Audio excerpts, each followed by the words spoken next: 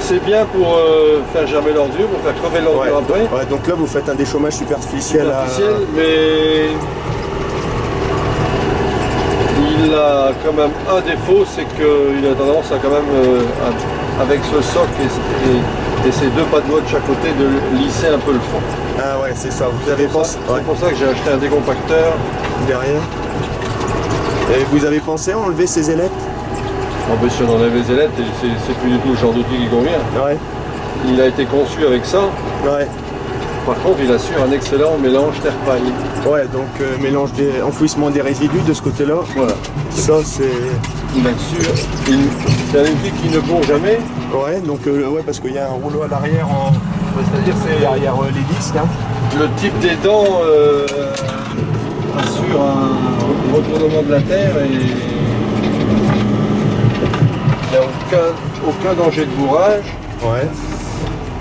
De toute façon, c'est un système qui a fait ses preuves parce que, comme j'ai dit tout à l'heure, toutes les marques ont imité ce genre d'outil. Ouais. Avec des disques niveleurs. Ouais. Et un rouleau barre derrière ou un rouleau paquet ou des disques gaufrés. Mais beaucoup de marques sont venues à ce genre d'appareil.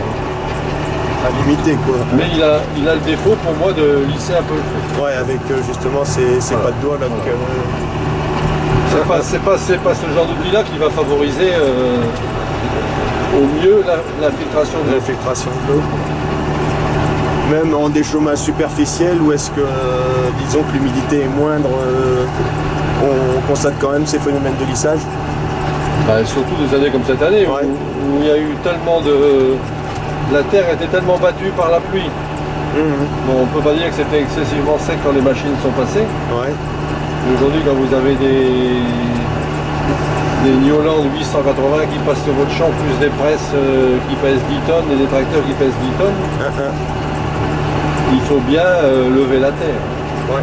Et c'est pas... le Smaragd, c'est bien pour un déchômage superficiel, mais... Vous le faites pas en... Moi, j'aime bien repasser, je repasse au décompacteur après parce que les fonds sont tellement tassés que... Je trouve que c'est un moyen de redonner vie à ma terre.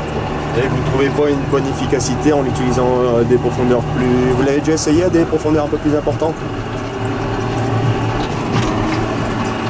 Oui, mais je trouve que... genre pseudo-labour, je trouve que... c'est toujours mieux un décompactage. C'est pas...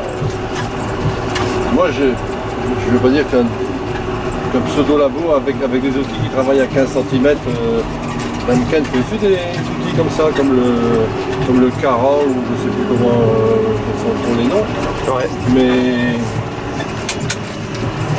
passer en 3 mètres, il y a déjà beaucoup plus de dents. Ouais, parce que là on est sur quelle largeur?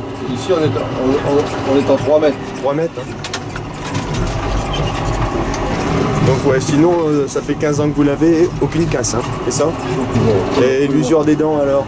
Moi il faut changer les dents une fois par an. Une fois par an? Si on veut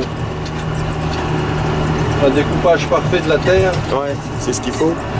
Il faut absolument changer les dents une fois par an. Maintenant, ça dépend aussi du nombre d'hectares que vous faites. Ouais, donc vous faites combien d'hectares? Moi, je travaille avec un voisin avec. Ouais. On fait une bonne centaine d'hectares par an. Une centaine d'hectares par an, Le fait qu'on passe quand même des chômages, c'est pas qu'un seul passage. Hein. Ouais, c'est certain.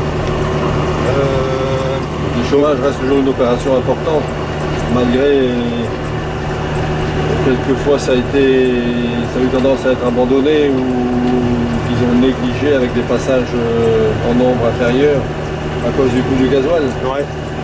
Les techniques culturelles simplifiées. Des chômages servent surtout à faire regermer l'ordure. Ouais. Et quand on met plus de, comme moi, je mets un peu plus de céréales, j'hésite pas à passer une 3e fois. Si on a des bonnes conditions, par exemple à la fin septembre ou début octobre, une journée bien ensoleillée avec une terre ressuyée, j'aime bien repasser. Ça permet de